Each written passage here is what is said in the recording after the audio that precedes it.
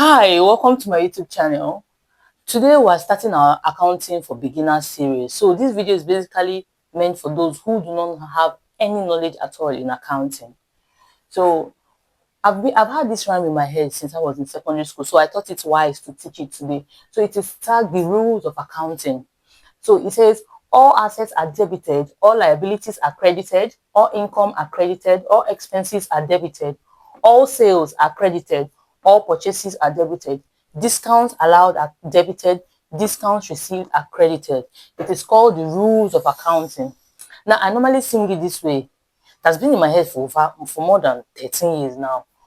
All assets are debited, all liabilities are credited, all income are credited, all expenses are debited, all sales are credited, all purchases are debited, discounts allowed are debited, discounts received credited.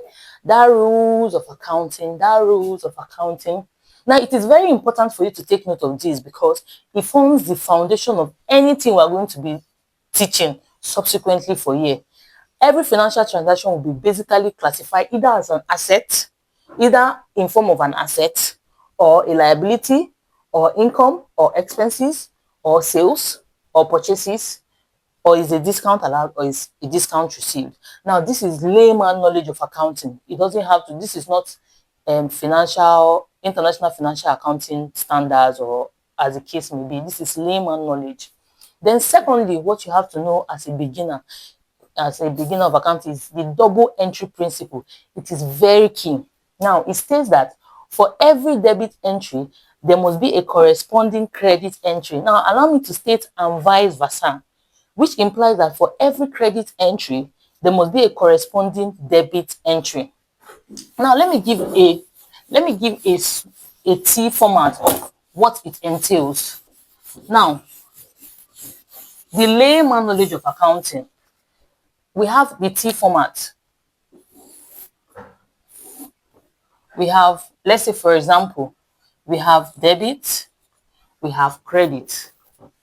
Now, this double entry principle is trying to say that for every debit entry, there must be a corresponding credit entry. And for every credit entry, there must be a corresponding debit entry.